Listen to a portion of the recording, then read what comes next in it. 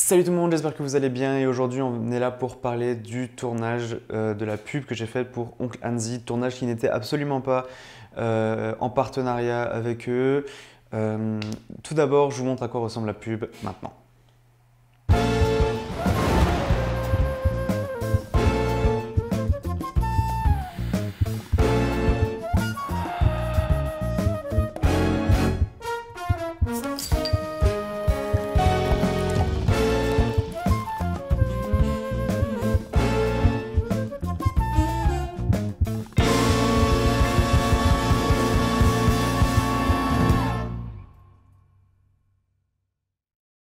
Donc voilà, il y a plein de défauts, il y a des trucs importants à voir, etc. J'ai fait cette pub pour pouvoir tester un petit peu 2-3 process que j'aimerais mettre en place pour mon entreprise. Et du coup, c'était la parfaite occasion de filmer tout ça et de comment je réalise ce genre de pub. Tout d'abord, vous avez pu voir que j'ai réalisé un storyboard. Alors, je m'étais inspiré déjà de quelques vidéos que j'avais vues sur internet dans le domaine, quelques vidéos que j'avais déjà pu faire. Donc j'ai commencé avec un storyboard fait avec l'iPad Air 4 du coup, où vous pouvez voir que j'ai mis entre guillemets du coup des éléments très simples, on n'a pas besoin de savoir vraiment dessiner, le but c'est juste de se comprendre. On peut voir un enchaînement logique d'images et d'une histoire qui se raconte. Ensuite, je suis passé sur l'application Notion, dont je vous ai parlé déjà dans la vidéo studio et où je vais vous montrer un autre moment une vidéo de comment on s'organise sur Notion. Et donc là, on peut voir que sur cette page, donc réalisation d'une pub produit, donc la vidéo que je fais actuellement, j'y ai listé donc tous les plans que j'avais sur le storyboard, le nom du plan, le type de plan que c'était, si c'était un plan large, un plan serré, un plan macro. Les FPS, j'y ai pas tenu compte, j'ai tout filmé à 25 FPS. Je voulais me mettre ce petit défi de ne pas faire de ralenti justement et d'utiliser la capacité maximum via l'Atomos. Et ensuite la description du plan, les jeux de lumière, etc., etc. Une fois que j'ai fait ça et que j'avais tout listé de A à Z, j'avais plus qu'à checker la liste des plans une fois qu'ils avaient été faits. Donc voilà, on avait tout fait et ensuite j'ai mis en place le studio juste derrière avec les commodes noires que j'ai et où on a commencé le tournage. Alors j'ai placé la lampe de sorte à ce qu'on voie le produit. Le problème, c'est que j'ai mal géré le reflet. On voit quelquefois la lampe qui tape dedans. J'ai mal géré ça. Par manque de place, j'aurais peut-être dû la mettre de l'autre côté pour qu'elle tape plus sur le côté. À droite, si je l'avais mise, j'avais plus de place à droite. Si je l'avais mis vraiment sur le côté de la bière, on aurait peut-être eu un liseré blanc qui aurait été plus joli à voir que là où du coup on a la petite bulle qu'on aime bien voir, mais on voit surtout la lampe en reflet. Donc on a fait ça, j'avais le trépied vidéo qui était là mais il était trop grand et moi je voulais vraiment quelque chose à ras le meuble. Du coup ce que j'ai fait c'est que j'ai pris le trépied photo que j'ai mis un peu plus bas et donc là j'ai clean le plan de travail avec un chiffon qui laisse pas mal de poussière. Ça c'est pareil, il faudrait revoir un petit peu peut-être avec les chiffonnettes qu'on a pour les objectifs, voir si c'est pas forcément mieux. Je sais pas, il y a encore quelque chose à voir parce qu'on voit encore quelquefois les traces de doigts, on voit des petites poussières, etc. C'est pas forcément le plus optimal, mais ça fait vraiment bien le taf et avec une colorimétrie qui est relativement assez sombre sur les côtés parce que j'ai voulu utiliser un fond noir, je trouve qu'on s'en sort pas trop mal. Donc rien à redire, j'ai utilisé le 24-105, j'ai utilisé des plans avec le 17-28 et vous avez pu le voir que j'ai encore utilisé les bagues macro pour certains gros plans de la goutte qui tombe, pour le goulot, enfin pour la capsule qui se décapsule et pour la bière qui monte dans le verre. Donc ça c'était pour le matériel utilisé. Vous avez vu que c'était très simple parce qu'on n'avait qu'une seule lumière.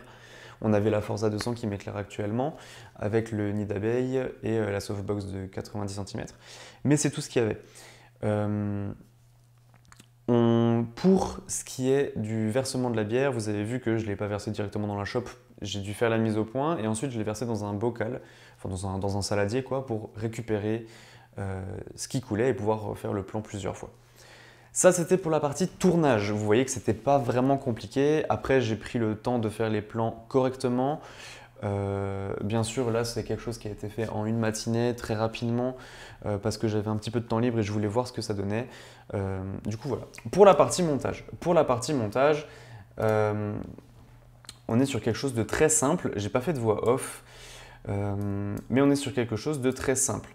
Vous voyez que on a déjà les letterbox en haut. Donc je vais enlever juste pour vous montrer le avant-après. Donc vous voyez qu'on a les letterbox en haut et en bas. Voilà. On a une petite colorimétrie qui a été appliquée, vraiment très légère. Je voulais que ça paraisse un petit peu désaturé, que ça donne envie. Voilà, c'est ça que je vous disais avant par rapport aux reflets qui n'étaient peut-être pas forcément les meilleurs et les plus adéquats. On va enlever la colorimétrie et je vais vous montrer. Voilà, ici par exemple, vous voyez que j'ai filmé en S-Log 2. J'ai appliqué une correction de profil colorimétrique et ensuite j'ai appliqué ma lutte. Voilà. Donc très simple, on a le plan, comme dit, le plan large qui zoome. J'ai appliqué quelques effets, du coup vous voyez d'échelle. On a le plan qui zoome. Ici, on a la bouteille qui tourne et le plan qui zoome également. Ici, rien de compliqué, vous voyez, c'est le plan macro de la capsule. Ici, on a un dézoom avec la goule qui tombe, on voit qu'on a un léger tracking. Je descends, en fait, ici. Voilà. Ici, on décapsule, j'ai galéré à décapsuler. On ne juge pas, je ne sais pas si c'était le décapsuleur que j'avais ou si c'était la capsule qui était bizarre. Je pense que c'est surtout moi qui ne sais pas décapsuler une bouteille. Ensuite, on a le plan macro, voilà, rien de compliqué, c'est un plan fixe. Ici, c'est le plan de la bière qui tombe. Voilà, pareil, pas de compliqué, à part le fait qu'il fallait faire les mises au point correctement. Voilà, le plan de fin. On a ici le dézoom où on voit le logo de l'entreprise avec le type de bière que c'était et le logo qui zoome. En termes de musique, du coup, on a une musique un peu jazzy, mais un peu James Bond qui fait un peu peur. Enfin, qui fait un peu peur. Un peu dans le stress, vous voyez, on a la goutte qui tombe, on n'est pas bien, je ne sais pas si je vais me faire décapsuler ou pas. Au final, on me décapsule, ça fait du bien et on me boit. Au final, il faut le percevoir comme ça. Le sound design se suffit à lui-même. On a les battements de cœur, un éclair qui apparaît dès que la lumière apparaît également. On a un soupir par rapport à la goutte. Voilà. Le bruit du décapsulage qui fait un peu penser aussi à une goupille, pas une goupille, à une balle qui tombe d'un pistolet par exemple. Et voilà. Et les battements de cœur s'arrêtent pour le logo. En termes de sound design, c'est vraiment pas compliqué. Pour tout ce qui est musique et sound design, j'ai utilisé Artlist. Voilà. C'est un site de musique libre de droit, vous avez sûrement déjà entendu parler, il y a Epidemic Sound également et MusicBed. J'utilise Artlist, je paye 300 € à peu près à l'année, ça me permet d'utiliser des musiques libres de droit et une banque d'effets sonores, sachant que toutes les musiques, du coup, vous avez l'autorisation de les utiliser sur YouTube, vos projets perso, et pour vos projets pro également, et c'est du coup ce que j'utilise. Merci d'avoir regardé cette vidéo, n'hésitez pas à liker, commenter et partager si ça vous a plu. Moi je vous dis à très bientôt, ciao tout le monde.